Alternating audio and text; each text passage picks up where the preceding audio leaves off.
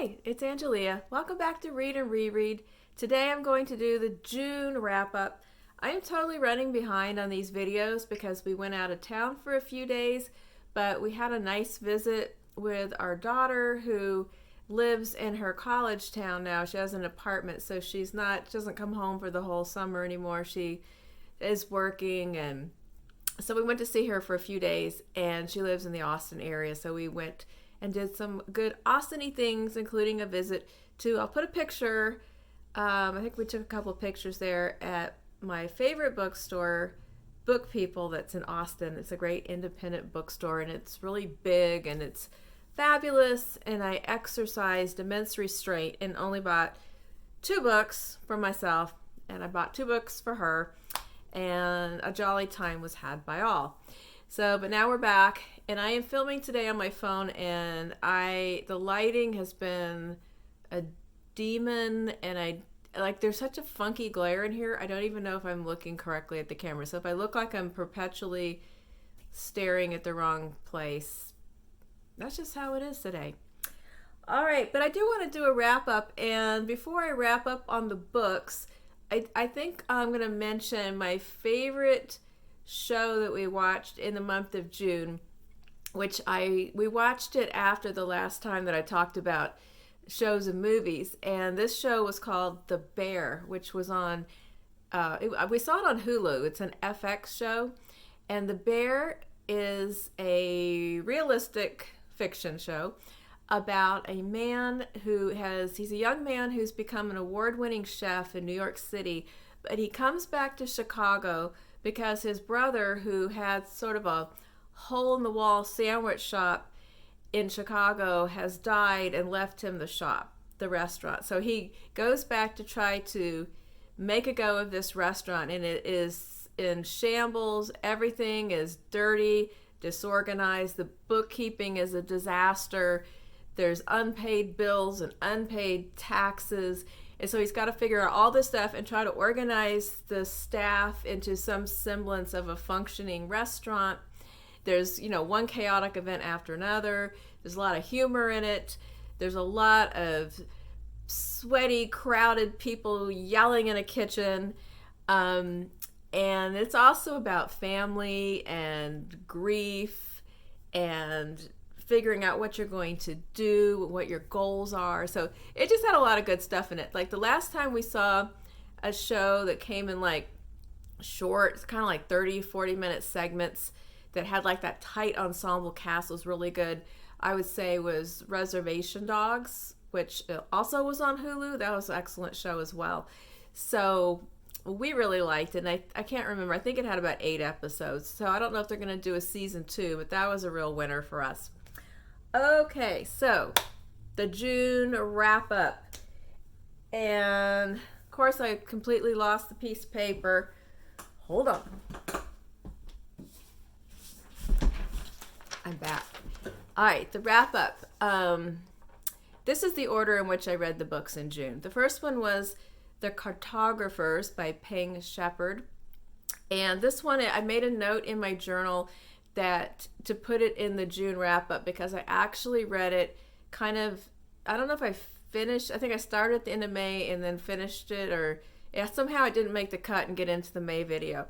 So that book was kind of a mystery / fantasy about a group of people. Well, it's about a young woman. At the beginning of the story, she finds out that her father, that works at the New York Public Library, has been found dead in his office. They think it's natural causes at first, but maybe not. And when she goes there, she finds in his papers this map that they had had a ferocious argument about years before that had resulted in her being fired from her job at this library along with her boyfriend. And it led to their breakup. And this map is like an old gas station map that just looks like a cheap thing. And she never understood why her father freaked out about this map, and they had this giant fight, and she got fired. So she kind of slips the map into her stuff when she's there at the library. And then it turns out that this map is extremely rare And the reason why it has such immense value and why people would be willing to pay large amounts of money and commit crimes for it brings the fantasy element into the story. And so I can't give that away. But the story kind of turns out to be a back and forth in time story about what's happening in the current time, and then the backstory of her father and his group of friends that he went to graduate school with that were cartographers, and how they discovered this map and what happened back then. So she finds out some things along the way. It ends on a cliffhanger, and it was entertaining. It wasn't, anything I'm going to reflect on a whole lot of times, but it was a fun book. All right, the next book that I read was Great Expectations by Charles Dickens. This phone setup's driving me nuts because I keep wanting to look where the camera is on my Chromebook, but it's not in the same place on this phone. So if I keep looking off to the side, that's what's going on. But so Great Expectations by Charles Dickens. I enjoyed this reading of this classic. I found this time around a lot of enjoyment in the humor, and especially in all the side characters that come in. Of course, it's a Dickens book, so there's a big catalog of extra characters, but they're actually quite amusing. And I also thought it was a good coming-of-age story with the central theme of Pip's desire to become a gentleman and the vast difference between what he thinks that means as a very young and inexperienced man and what he grows to understand as a maturing man, what it means to be a good man. So I enjoyed that story, even though, of course, it is quite lengthy, but it really didn't go that slowly. So it was fun. It was a good read. Then after that, I read The Exquisite and Sad Tin Man by Sarah Winman that I've talked about in a few videos. I won't talk too much about some of these because they've been featured in other videos, but this was a very beautifully written, sad story about Michael and Alice and how they grew up together, shared a love, but then one of them married a woman. And that's all I'm going to tell you. You can go back and hear more about it in the other videos or just read it because it's really a lovely story. Moving right along, after I read Tin Man, I read French Braid by Ann Tyler. This was a good addition to the Ann Tyler canon. I've read a lot of her books, and this is one of the better ones, especially of recent years.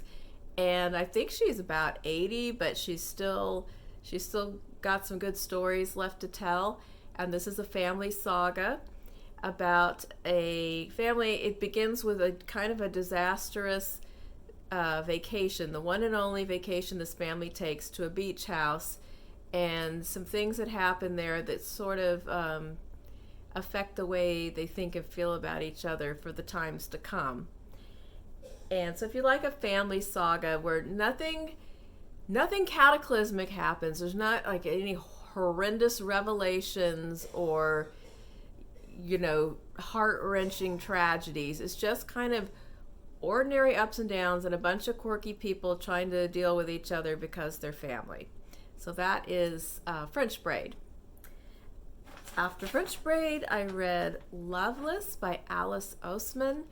This was a charming young adult book about a young girl named Georgia and her group of good friends in their first year of college, while Alice explores her sexuality and finally comes to realize that she is asexual and aromantic.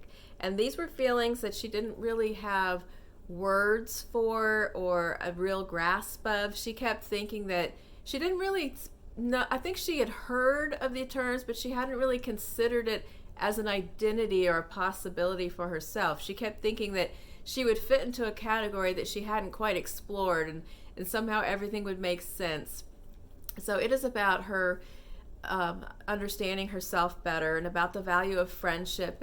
They all go through a year, with various challenges and misunderstandings and blowouts and things that they don't handle very well, and then having to decide what's most important to them. So I thought it was very realistic. It was funny, it was touching, and it was a really great young adult novel. After Loveless, I read Sleepwalk by Dan Chaon. This was my favorite book of June. It's completely weird, and I have found a million reasons to bring this book in this month. I don't have it to hold up. I'll put a picture because it's in the other room because my husband just finished reading it too, and he loved it as well. And I was impatiently waiting for him to get through it so that we could talk about it, and he finally finished it. And so we did get to talk about it last night. But it's either mildly dystopic,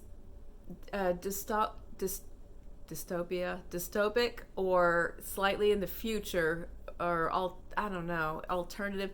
But it's the setting feels very realistic, but then some elements of it are either in the future or alternative. If you just think about all the things that you're disturbed about going on right now and just imagine them being a few degrees worse, that's kind of how it is.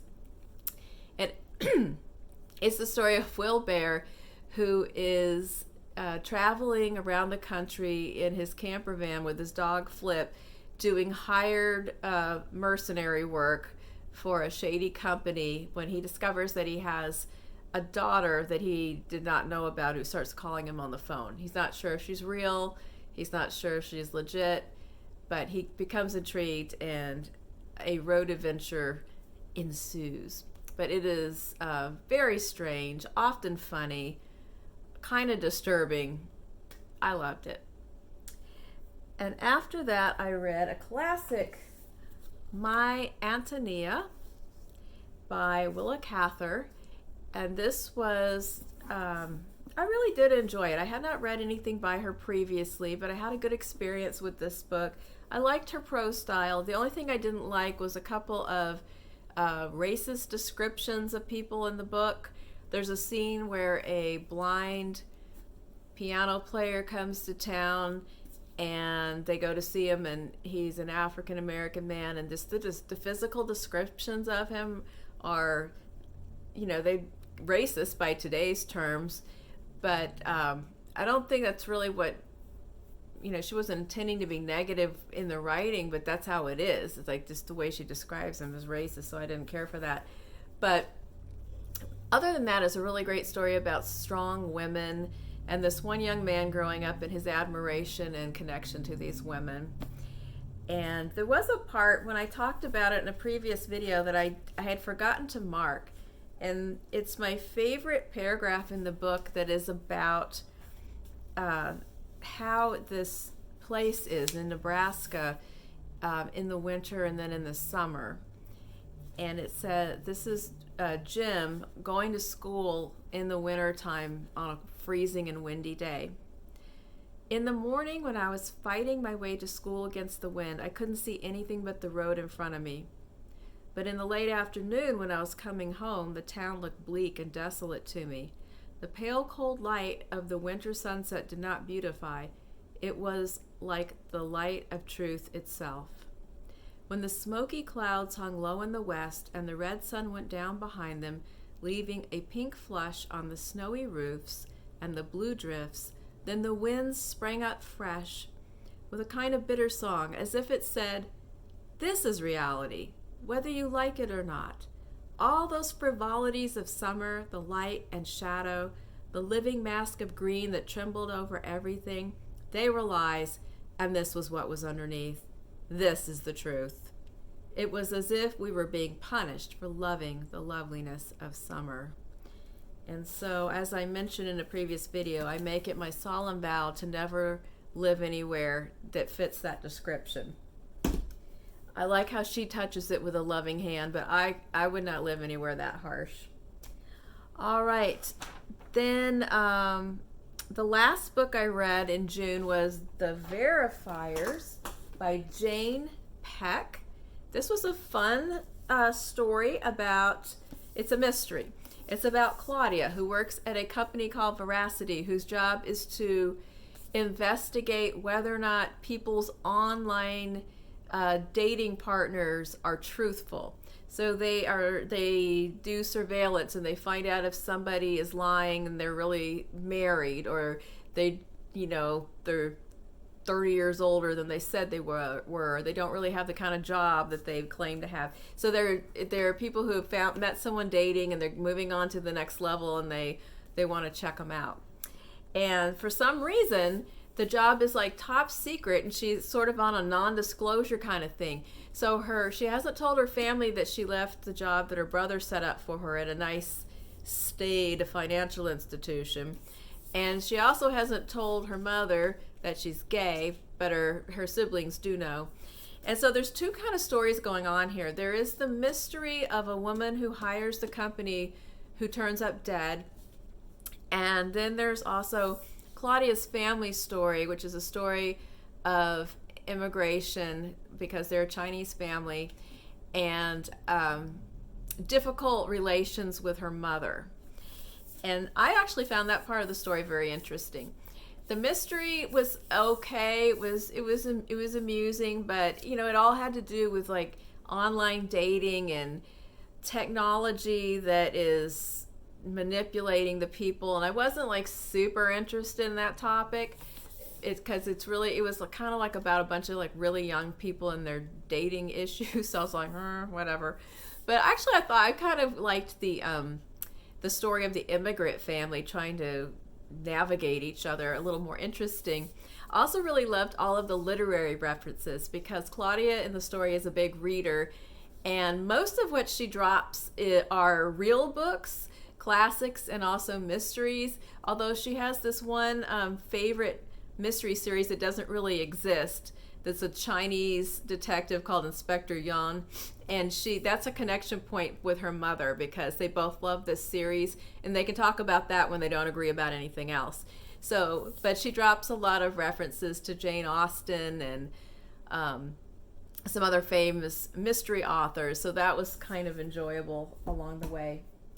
All right, I have reached the end of my list. It was another good month of reading. I'm having a good time seeing other people's videos about what they read this month, and I hope that you got some good ideas from my list. And I will be coming up soon with my July TBR. Kind of haven't mapped out. I just haven't had time to catch up on my videos yet, so that'll be coming soon. But until then, have a great reading week or weekend or whatever it is by the time I put this out. Bye.